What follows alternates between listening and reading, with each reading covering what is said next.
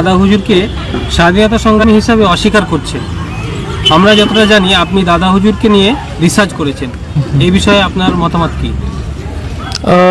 আমি আমার পিএইচডির কাজে এবং গবেষণার কাজে কিছুটা দাদা হুজুরকে নিয়ে কাজ করেছি এবং প্রশ্ন হচ্ছে যারা, আমি জানি না কারা অস্বীকার করছেন, তবে স্বাধীনতা সংগ্রামী ডেফিনেশনসটা বলতে গেলে কি সেটা একটু পরিষ্কার করে বলা উচিত।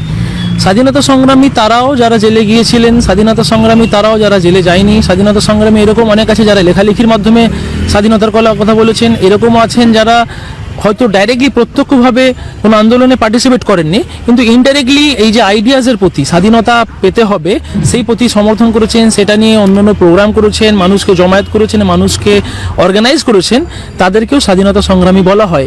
এই যদি ব্রড ডেফিনেশনস নিয়ে যদি আমরা দেখি, নিশ্চয়ই দাদা হুজুর পীর কেবলা রহমতুল্লাহ আলাইহি এবং বড় হুজুর কেবলাও একটা বড় অংশ, ওনারা খুব এক ধরনের অ্যাক্টিভলি মানুষকে অর্গানাইজ করা, বিশেষ করে গ্রাম বাংলার সাধারণ মুসলমানদের অর্গানাইজ করা, সাধারণ মানুষকে অর্গানাইজ করাতে একটা প্রধান ভূমিকা পালন করেছেন। তার কিছু এক্সাম্পলস বা কিছু রেফারেন্স এখানে বেঙ্গলি মুসলিম থট, প্রদীপ কুমার লাহিড়ী, এটা কেপি বাগচি প্রেস থেকে পাবলিশড, এটা খুব পুরনো বই।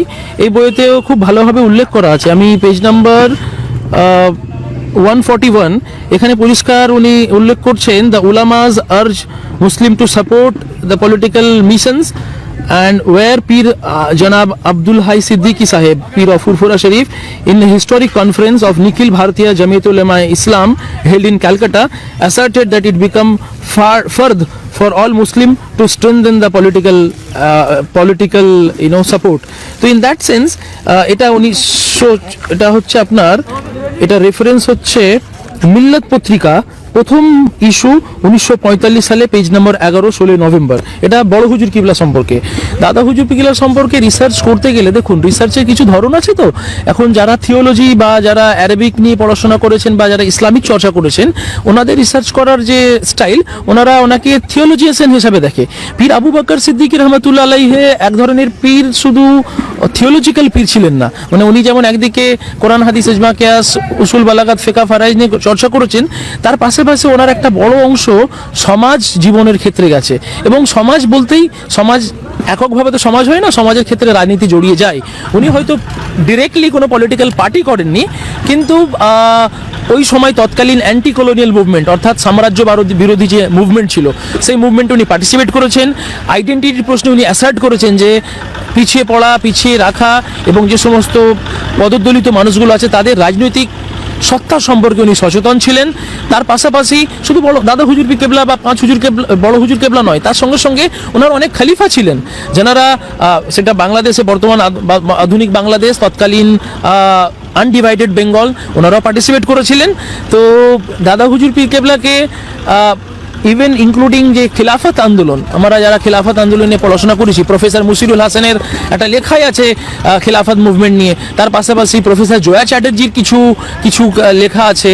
তার সঙ্গে সঙ্গে professor Francis Robinson, Oxford university থেকে বইটা বার হয়েছে, এখানেও খানিকটা খিলাফত নিয়ে আলোচনা করা আছে। তার সাথে সাথে আরেকটা বই আছে Jayanti Maitra, professor Jayanti Maitra, Muslim politics of Bengal 1855 থেকে 1906। এই বইতেও মুসলিম পলিটিক্স সম্পর্কে সে ব্যাপারে সেই জায়গায় খানিকটা লেখা ছিল।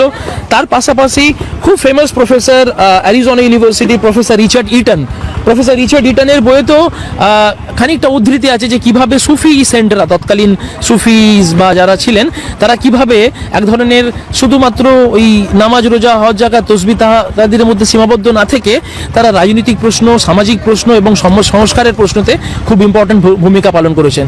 অ্যান্টি কলোনিয়াল ন্যাশনালিজম, সাম্রাজ্য বিরোধী ন্যাশনালিজম এবং এই অ্যান্টি ব্রাহ্মিন ন্যাশনালিজমের ক্ষেত্রে দাদা হুজুর পীর কেবলার একটা ইনডাইরেক্ট অবদান, খুব এটাকে অস্বীকার করা যায় না। অস্বীকার যারা করছে তাদের উদ্দেশ্যে কি বার্তা দেবেন? দেখুন, আমি প্রশ্ন হচ্ছে যে এবার এটা তো আমার কিছু, আমি তো আমার মন থেকে বানিয়ে বলছি না।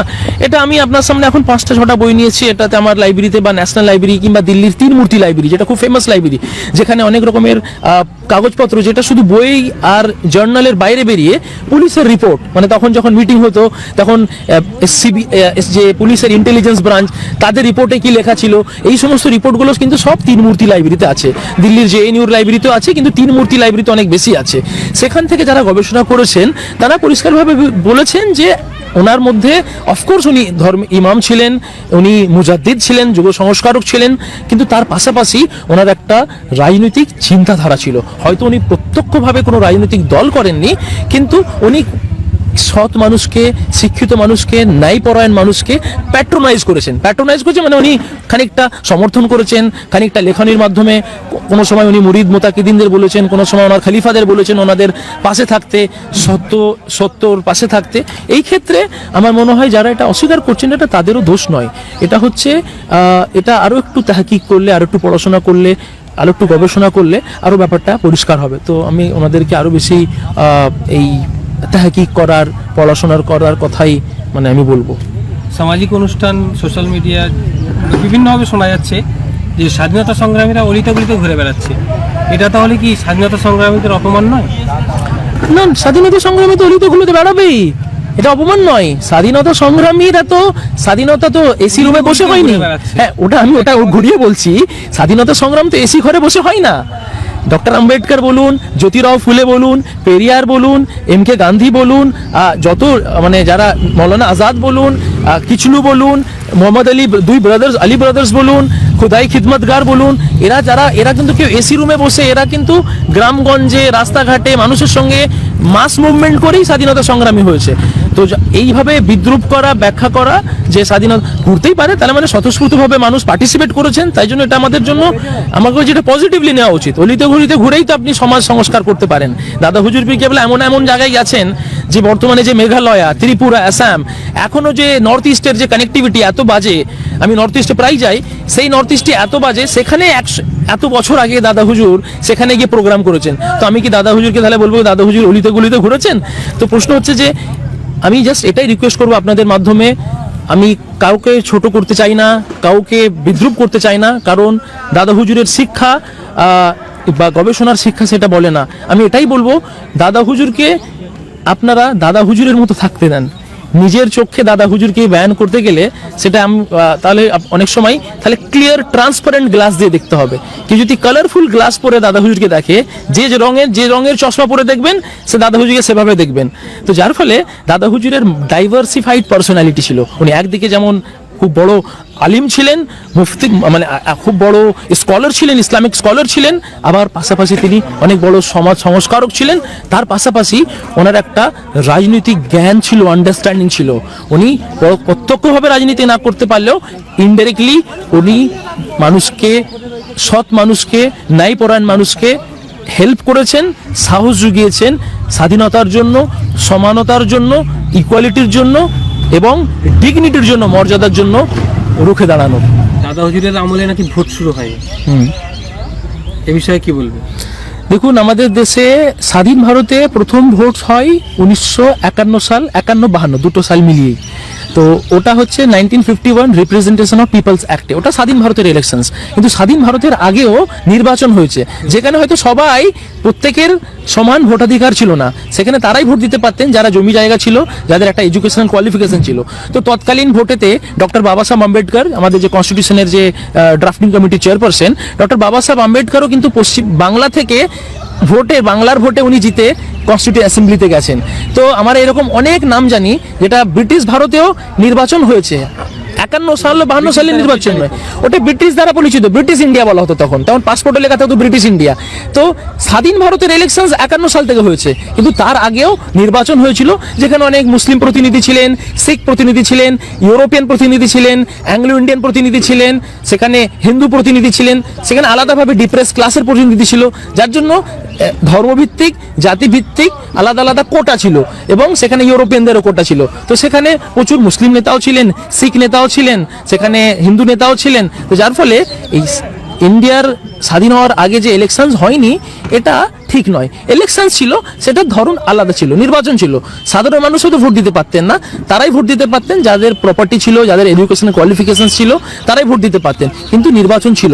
এটা যে অনেক সময় অপব্যাখ্যা হয় যে দাদা হুজুর কেবলা ইন্তেকাল করেছেন 1939-এ, তাহলে 51 সালে ভোট শুরু হয়, দাদা হুজুর কেবলা কীভাবে ইলেকশনে পার্টিসিপেট করেছেন বা ইলেকশন করিয়েছেন। আসলে দাদা হুজুর কেবলা ওইভাবে ইলেকশন করায়নি।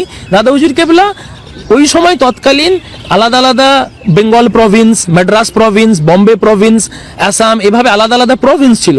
সে সময় দাদা হুজুর পীর কেবলা রহমতুল্লাহ আলাইহি এবং তার সঙ্গে সঙ্গে আরো অনেক ওলামা ইকরামরা আছেন যাদের কোনোরকম রাজনীতির সঙ্গে যুক্ত ছিলেন?